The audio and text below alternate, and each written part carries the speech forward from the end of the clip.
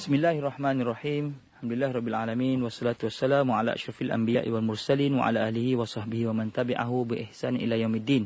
Subhanaka la ilma lana illa ma 'allamtana innaka antal alimul hakim. Qala rabbi shrah li sadri wa yassir li amri wahlul 'uqdatam min lisani yafqahu qawli. Assalamualaikum warahmatullahi taala wabarakatuh. Kabar sidang pendengar yang dirahmati oleh Allah Subhanahu wa taala sekalian. Mudah-mudahan saudara sidang pendengar semua berada dalam rahmat dan lindungan Allah Subhanahu wa taala. Dan yang paling penting, kita berdoa kepada Allah Subhanahu wa taala agar kita sentiasa berada di dalam protection yang kita harapkan daripada Allah Subhanahu wa taala. Protection kita dari sebarang perkara yang menjauhkan kita daripada agama Allah Subhanahu wa taala dan menyelamatkan kita di akhirat kelak. Ini yang protection inilah yang dekat TV tak keluar. Yang dekat iklan-iklan lah, bukan kat TV tak keluar. Selalunya protection sabun kan, protection Dettol, protection daripada kuman-kuman. Kita nak protection iman. Protection ini yang paling penting. Kita nak jauh daripada penyakit macam-macam protection kita buat. Tetapi nak jauh daripada rosaknya iman, kadang-kala kita terbabas, babe. Jadi ini perkara yang kalau boleh kita doa kepada Allah SWT. Allahumma thabbit qulubana ala dinika wa ta'atik. Ya Allah, kau bagilah aku supaya aku berada tetap teguh di atas jalan-Mu ya Allah dan di atas ketaatan kepada Allah Subhanahu wa taala. Sedang pendengar mata Allah Subhanahu wa taala sekalian. Insya-Allah pada kali ini kita akan membahaskan pula bersama saya Dr. Mahmud Ahmad berkenaan dengan golongan munafik. Ya, golongan munafik ni seperti mana yang kita biasa dengar barangkali dalam sejarah dan pembacaan kita yang lalu dan pembacaan kita yang semasa, kita sedia maklum dah sedar bahawa munafik ni satu kedudukan manusia yang paling dibenci dalam agama Islam. Kedudukan manusia yang mengaku Islam ini munafik ni tak ada kena-mengena dengan orang Yahudi, tak ada kena-mengena dengan orang Kristian, tak ada kena-mengena dengan orang musyrik. Dia hanya memfokuskan kepada orang yang mengaku Muslim dan mengaku beriman kepada Allah. Itu yang bahayanya. Sebab itu orang yang menjadi munafik wa'yazubillah diletakkan dalam kedudukan yang sangat hina di akhirat. Sangat hina. Kata Allah SWT dalam surah An-Nisa ayat 145, Innal munafiqina fid darkil asfali minan nar walan tajida lahum nasira. Allahu akbar. Kata Allah, sesungguhnya ini pasti ni, tidak ada keraguan lagi. Pasti Allah kata orang-orang munafik itu ditempatkan di tingkatan yang terbawah sekali daripada lapisan-lapisan dalam neraka dan engkau takkan dapat sekali-kali mendapatkan sesiapa pun yang boleh menolong mereka. Allahu akbar. Takut sebenarnya tuan-tuan. Kalau kita silap-silap tergolong di kalangan golongan munafik, kalau kita masuk neraka wa'yazubillah, tak ada orang yang mampu menolong kita. Dan jangan lupa tuan-tuan kedudukan dalam neraka ni tuan-tuan. Jangan ingat Allah satu hari neraka. Jangan, pasal perumpamaan satu hari dalam neraka seumpama 1000 tahun di atas dunia. Ingat dia suratul Hajj ayat 47 Allah kata apa? Wa yasta'jilunaka bil azab wa lan yukhlifallahu wa'dah. Inna yawman 'inda rabbika ka alfi sanatin mimma ta'udun. Mereka itu wahai Muhammad meminta izin untuk minta, wahai Rasulullah, kalau betul lah kamu ni, datangkan cepat azab. Kalau betul kamu, datangkan cepat azab. Tetapi katakan pada mereka, tidak, Allah akan menahan azab tu turun serta-merta sebab Allah nak balas sesungguhnya satu hari nanti ketika mana mereka diazab di akhirat kelak, satu hari itu seumpama 1000 tahun yang kamu kira.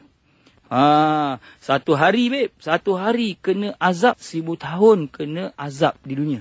Itu dia punya perumpamaan. Jadi janganlah sekali-kali terasa dan terlintas ataupun terfikir seolah-olah masuk neraka ni nanti boleh masuk syurga juga. Jangan. Kalau masuk satu hari, tuan-tuan, perumpamaannya seolah-olah diazab, diseksa 1000 tahun kat dunia ni. Bukan ada makan free, bukan ada minum free, bukan ada baju free, bukan boleh telefon balik rumah. Duduk dalam neraka daripada awal hari pertama sehingga hari yang ke-1000 diazab dan rasa dia itu 1000 tahun. Tapi di sisi Allah baru satu hari. Ambil kau. Sebab tu jangan sekali-kali terasa ataupun terfikir bahawa neraka ni boleh tempat persinggahan kita. Jangan tak apa transit kat neraka nanti masuk syurga. Jangan. Elakkan daripada masuk neraka Allah SWT. Sebab tu kita kena jaga iman, nak kena jaga kedudukan kita daripada terjerumus di kalangan orang yang ditempatkan dalam neraka Allah SWT. Wa'yazubillah. Baik. Tuan-tuan, sidang pendengar dan puan-puan yang Allah SWT sekalian. Kita akan membicarakan untuk mengelak daripada menjerumuskan diri, daripada masuk dalam kelompok yang ada potensi masuk neraka ni lah kan. Kita nak elak daripada tak ada langsung kita ni potensi masuk neraka, maka antara perkara-perkara lain yang disebut oleh para ulama kita, para tuan guru kita, para alim ulama, kita nak tengok selain itu ialah sifat-sifat munafik ini.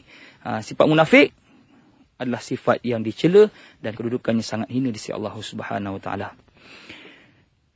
Sebelum daripada ini yang kita bahas tentang milah Ibrahim, kita pernah bicarakan tentang beberapa ciri munafik, dan insya-Allah pada kali ini kita hanya menyambung perbahasan yang disebut oleh Allah SWT ataupun sifat-sifat yang disebut oleh Allah SWT tentang golongan munafik ini.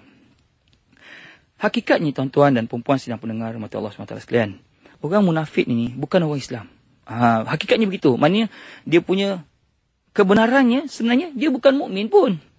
Dia bukan mukmin pun, sebab tu Allah SWT selalu membandingkan kedudukan ataupun meletakkan kedudukan orang kafir sama dengan orang-orang munafik. Kata Allah dalam surah Al-Baqarah ayat 6 hingga 7. Apa kata Allah? Firman Allah, innal ladzina kafaru sawaun alaihi anzartahum am lam tunzirhum la yu'minun. Orang kafir ni sama je. Kalau kamu beri peringatan, kalau kamu tak beri peringatan, mereka tak nak beriman. Kafir ni mana dia ingkar betul-betul lah. Jadi bila dah ingkar betul-betul, kau bagi pesanan, peringatan, dia takkan terima.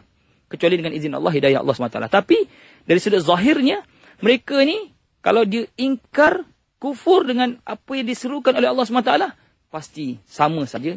Kau bagi peringatan, bagi nasihat ke tak bagi nasihat, hati mereka telah ditutup. Kata Allah apa? Khatamallahu ala qulubihim wa ala sam'ihim wa ala absarihim ghishawah walahum azabun azim. Biar-pi, Allah telah mengunci hati mereka, pendengaran mereka, penglihatan mereka ditutup untuk melihat kebenaran, dan bagi mereka seksa yang amat berat. Ini kedudukan orang kafir. Kemudian Allah sambung, selain mereka kafir, wa minan nas. Ini ayat yang ke-8. Allah kata, wa minan nasi man yaqulu amanna billahi wa bil yaumil akhir. Selain pada orang kafir tadi, adalah orang satu lagi kumpulan di kalangan manusia yang mengatakan amanna billah wa bil yaumil akhir wa ma hum bimu'minin. Mereka ini mengatakan bahawa kami beriman dengan Allah, kami beriman hari akhirat, kami tahu kami akan berjumpa dengan Allah. Padahal mereka itu sesungguhnya bukan orang-orang yang beriman. Allahu Akbar wa a'yazubillah. Sebab apa? Allah kata mereka ni bukan orang beriman. Sedangkan mereka kata, aku percaya dengan Allah, aku beriman dengan Allah, aku percaya dengan rukun iman, rukun Islam. Tapi Allah kata tidak. Mereka itu wa ma hum bimu'minin. Pasal apa? Pertama, yukhadi'una Allah walladina amanu wa ma yakhda'una illa anfusahum wa ma yash'urun. Mereka nak menipu Allah dan orang-orang yang beriman, padahal mereka sebenarnya telah menipu diri mereka sendiri dalam keadaan mereka tidak sedar. Tuan-tuan dan puan-puan yang dirahmati Allah Subhanahu Wa Taala sekalian, penipuan yang mereka buat adalah penipuan terhadap perintah Allah, agama Allah. Ya, inilah yang disebut sebagai penipuan. Dia kata dia suka Islam, tapi sebenarnya dia tak suka Islam. Siapa tahu? Kita tak tahu. Gua tak tahu, babe. Lu pun tak tahu, babe. Yang tahu Allah Subhanahu Wa Taala saja yang mengetahui apa yang ada dalam hati mereka. Sebab tu Allah kata, fi qulubihim maradun fazadahumullahu marada. Dalam hati mereka ada penyakit, lalu Allah tambahkan penyakit itu. Walahum azabun alimun bima kanu yakzibun, dan Allah akan menyiksa mereka dengan seksaan yang pedih disebabkan apa yang mereka tipu. Benda tipu ni, ya, tuan-tuan dan puan-puan, syekh dan syekhah semua, tuan-tuan yang mulia, yang hebat, yang mendengar yang mendengar kuliah pada malam ini, penyakit hati ni siapa yang tahu? Tak ada siapa tahu. Benda dalam hati, kan? Benda dalam hati siapa pun tak boleh baca. Boleh baca apa yang ada hati saya? Tak boleh. Kan? Saya datang dengar kuliah, mengajar, bagi penyampaian kuliah Kak Hakim ni, saya ni datang ni nak dapat duit ke, nak dapat apa? Siapa tahu? Siapa tahu? Saya datang ni pasal saya nak tunjuk saya ni terror. Siapa tahu? Atau saya datang ni memang nak menyampaikan ilmu. Kita tak tahu. Saya tahulah. Bukan saya tak tahu. Lu tahulah diri lu sendiri, babe. Yang tahu adalah Allah SWT. Pasal ni melibatkan hati. Orang yang menipu terhadap agama ni, kalau dia cakap dengan mulut dia, dia tunjuk dengan perbuatan dia, itu semua masih lagi belum pasti sehinggalah Allah membenarkan apa yang ada pada hati mereka. Sebab tu kadang-kadang kita belajar tentang ikhlas, kan? Ikhlas ni benar hati. Dia bagi RM1, dengan dia bagi 1 juta, walaupun kita nampak nilai itu besar dan nilai yang ni kecil, kedudukan Allah adalah pada keikhlasan itu kemuncaknya. Tapi jangan alasan pula, alah Ustaz bagi 1 juta pun tak ikhlas buat apa? Saya bagi RM1 tapi ikhlas Ustaz. Janganlah begitu. Kita itu dengan Allah. Keikhlasan itu tetap dengan Allah. Tapi janganlah buat alasan. Saya ni Ustaz, walaupun saya malas puasa Ustaz, tapi saya ikhlas. Duk main poin ni capek lah tuan. Saya ni walaupun tak pakai tudung, tapi saya ikhlas dengan Allah. Macam mana gitu babe? Heran gue. Dia nak tunjuk ikhlas ni tuan-tuan. Satu mesti dengan amalan. Sebab Islam itu adalah agama kepercayaan dan amalan. Dia tak macam Kristian. Kristian ni agama hanya percaya. Percaya Yesus anak Tuhan. Walaupun dia tahu perintah Allah itu lain. Perintah Allah dalam Bible tuan-tuan. Rupa-rupanya Allah dah bagi tahu dah kat orang ni. Dulu-dulu zaman surah Taurah. Dah bagi tahu dah. Kau kena sembah Allah. Tu yang sekarang ni kan dia sibuk nak guna kalimah Allah kan. Nak guna kalimah Allah dalam gereja dia, nak guna kalimah Allah untuk dia punya agama dia. Yalah, nak guna kalimah Allah, kenapa kau tak sembah Allah? Kenapa Allah yang kau anggap itu Tuhan yang agung, yang besar, yang lebih kuasa, tapi kau tak sembah dia? Kenapa Jesus tu ataupun Isa tu, Jesus Christ yang kau nak sembah? Itu yang peliknya. Sebab dia agama teori. Teori ni maknanya kau pakai dalam otak saja. Perbuatan, kau nak sembah, siapa sembah lah. Kau tak nak semayang pun tak apalah. Kau nak datang semayang hari Ahad ke tak nak datang pun tak apalah. Kau nak makan babi. Boleh sebut tak babi? Sebab dalam Bible dia sebut kataan babi. Mereka dilarang makan babi tuan-tuan.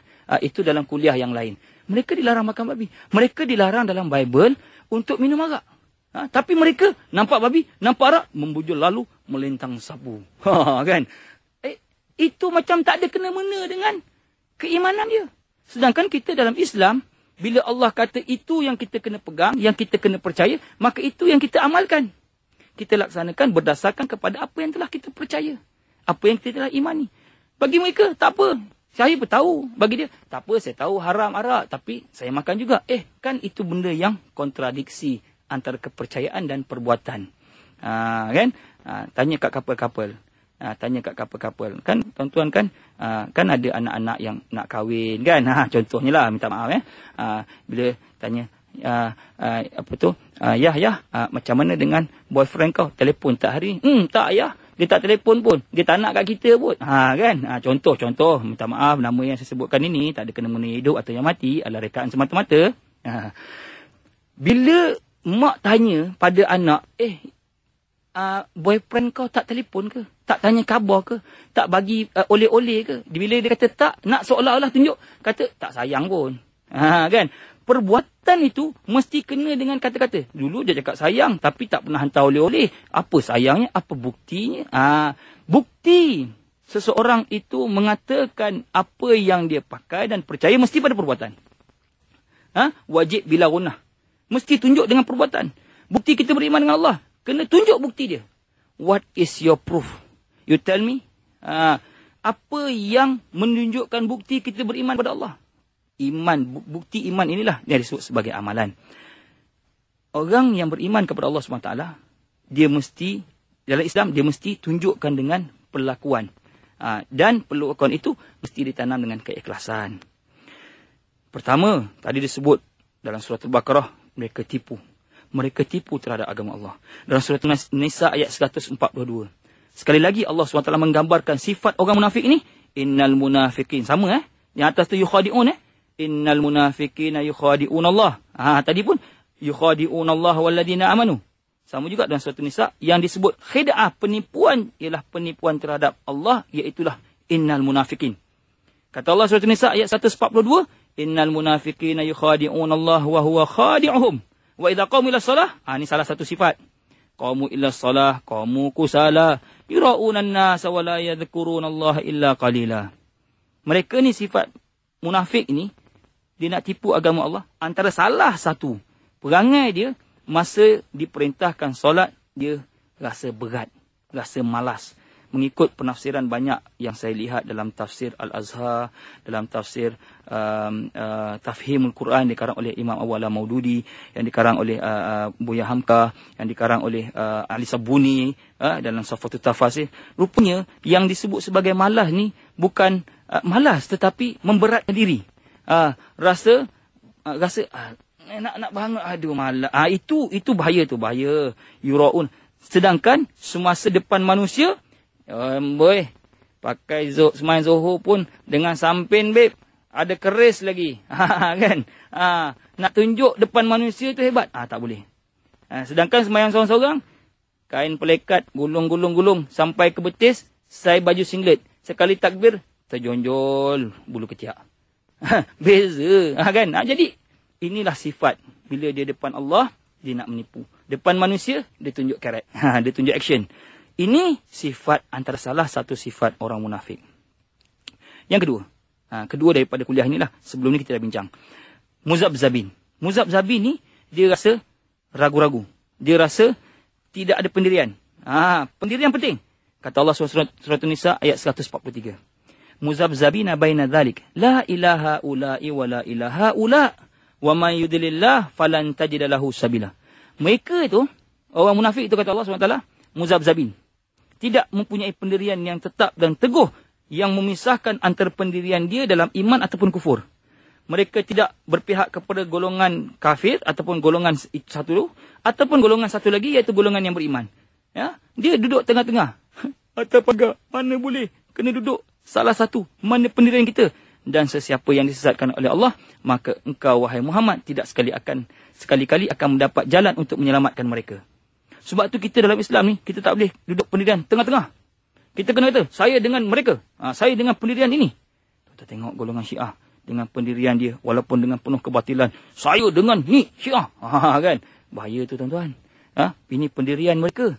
Pendirian mereka yang kadang-kadang kita gerun mendengarnya. Bukan dalam bab muta'ah aja, dalam bab-bab lain. Tuan-tuan, kalau tuan-tuan kaji dalam perbahasan golongan Syiah ni, kita takut. Ya, sebab itu tuan-tuan sidang pendengar mata Allah SWT sekalian, pendirian nak duduk dengan siapa, golongan mana mesti ada. Jangan duduk saya duduk tengah-tengah. Duduk tengah-tengah ini dalam hal-hal lain. Tapi dalam meletakkan diri kita sama ada berada dalam kebenaran atau kebatilan, dia tak boleh duduk tengah-tengah. Saya jahat pun tak mau, baik pun tak mau. Jadi apa tengah-tengah tu? Dia kena sama ada kau duduk golongan jahat atau kau duduk dalam golongan baik. Kata Obama dulu kan, masa dia menyerang Afghanistan, whether you are with me or against me. Wah, sama ada kau ikut aku atau kau lawan aku. Kurang ajar kau. Baik. Iman dan kufur ini on off. Ini salah satu sifat lagi. Kejap iman, kejap kufur. Dalam surah An-Nisa ayat 137 hingga 139.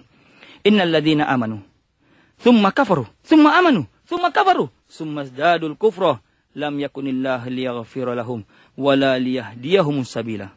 Sesungguhnya orang-orang yang beriman kemudian kafir, kemudian beriman, kemudian kafir.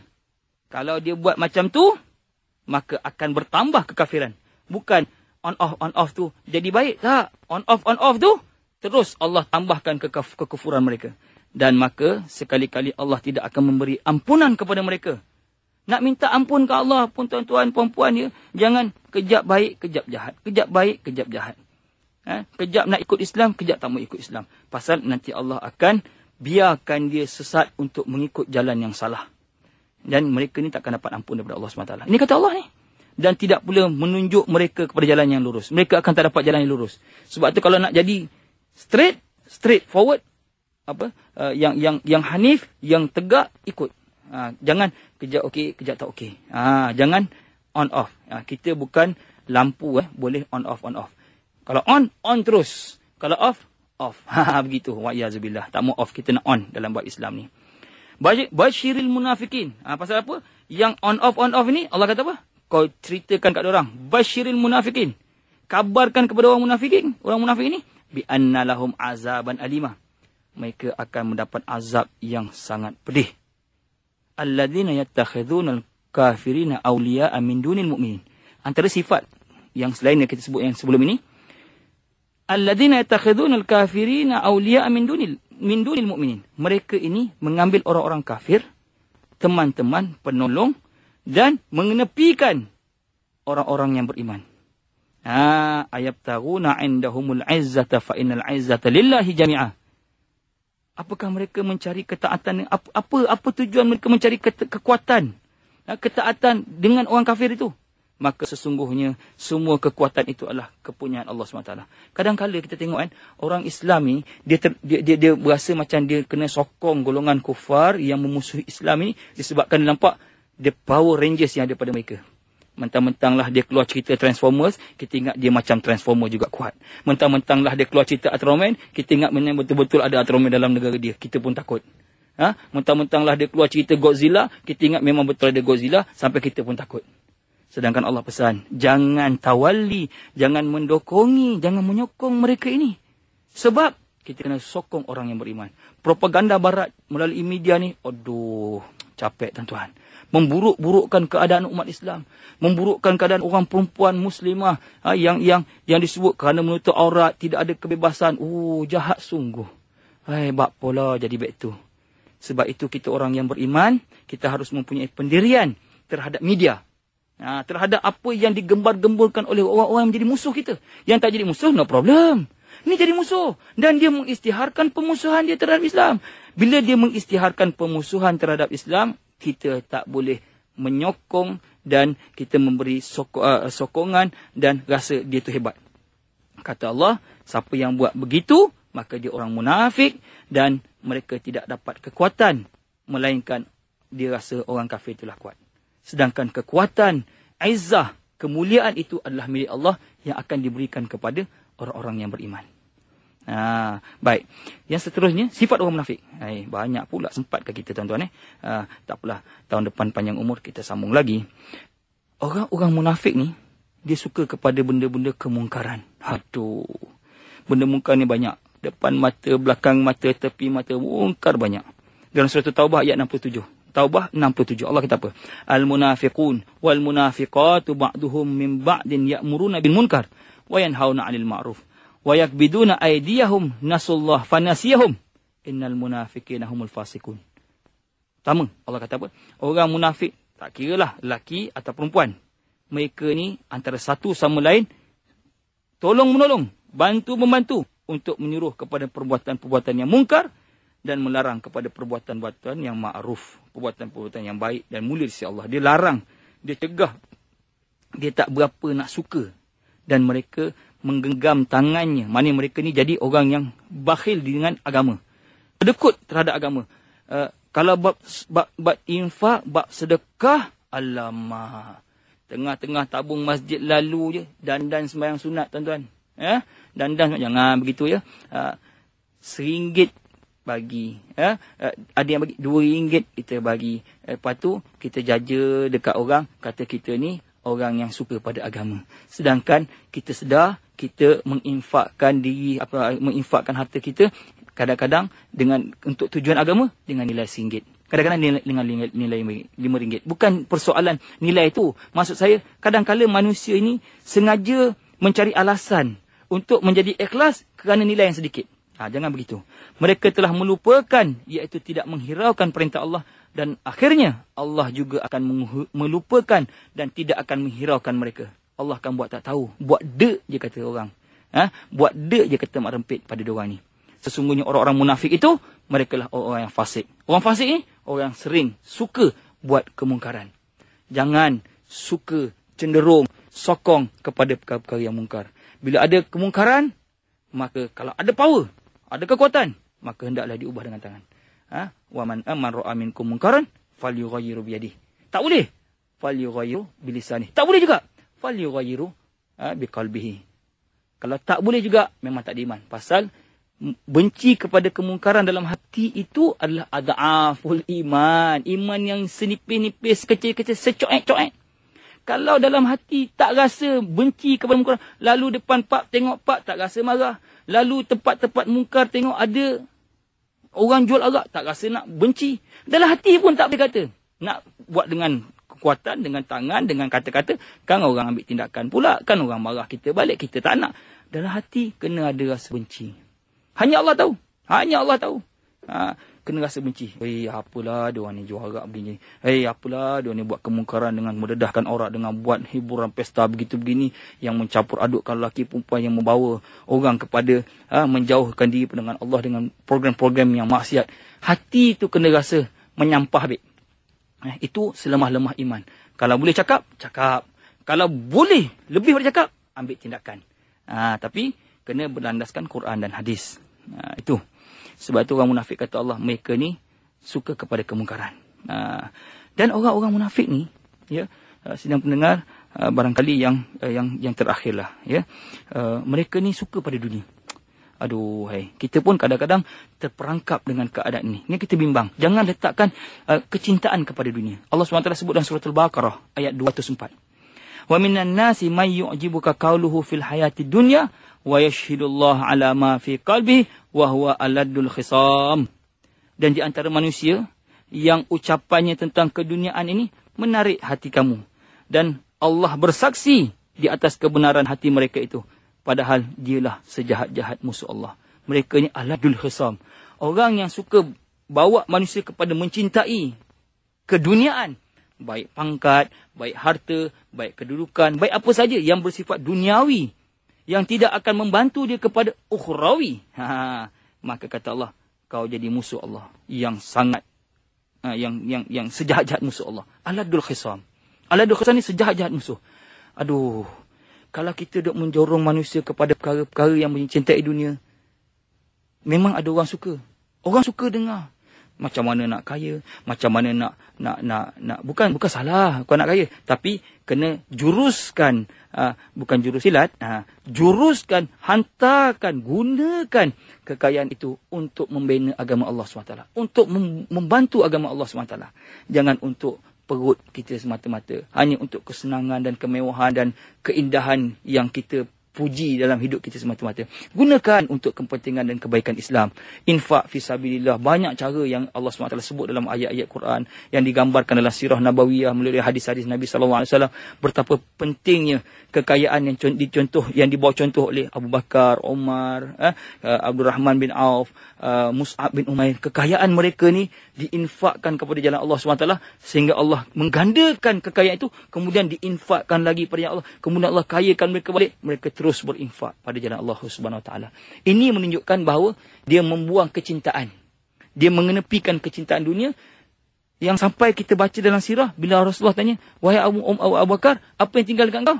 Dilek. Allah dan Rasulnya. Dilek, babe. Tak ada apa dah. Bila Umar bagi separuh. Tiba-tiba Umar Riki. Tahu Riki? Riki ni siasat-siasat. Tanya-tanya, macam mana Abu Bakar bagi berapa untuk fisabilillah? Aku dengar Abdul Rahman bagi semua kebun dia. Abu Bakar aku dengar dia bagi semua harta dia. Bila Rasulullah tanya, dia jawab, hanya Allah dan Rasul tinggal. Dia kata, mana boleh? Dia jumpa oleh Rasulullah. Rasulullah, aku bagi semua. Ini sifat sahabat-sahabat Nabi. Dia bekerja. Dia dengki bila orang buat kebajikan. Kadang-kadang kita pula, bila orang buat lebih, saya bukan ustaz, nak buat macam mana, nak buat lebih-lebih. Saya ni bukan orang agama, ustaz.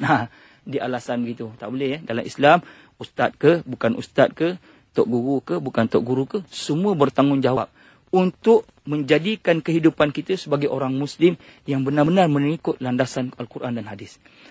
Dia bukan macam Kristian. Kristian paderi je nampak baik. Yang bukan Kristian, hancur.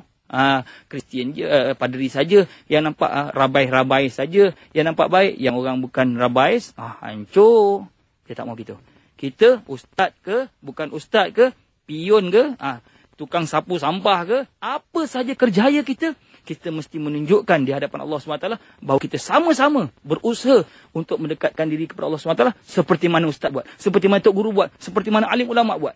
Kalau mereka sembang tahajud tiap malam, kita pun nak buat begitu.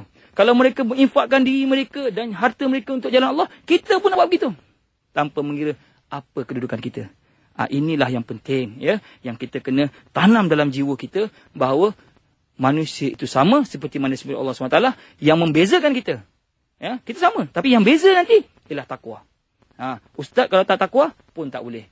Bukan ustaz tak takwa, bukan tok guru tak takwa pun tak boleh. Jadi yang mengangkat kedudukan kita di sisi Allah SWT bukan title doktor, bukan title ustaz, bukan title depan yang ada pada kita. Yang mengangkat title kita ialah bagaimana kita di hadapan Allah SWT, ketakwaan, kesungguhan kita untuk menegakkan agama Allah SWT.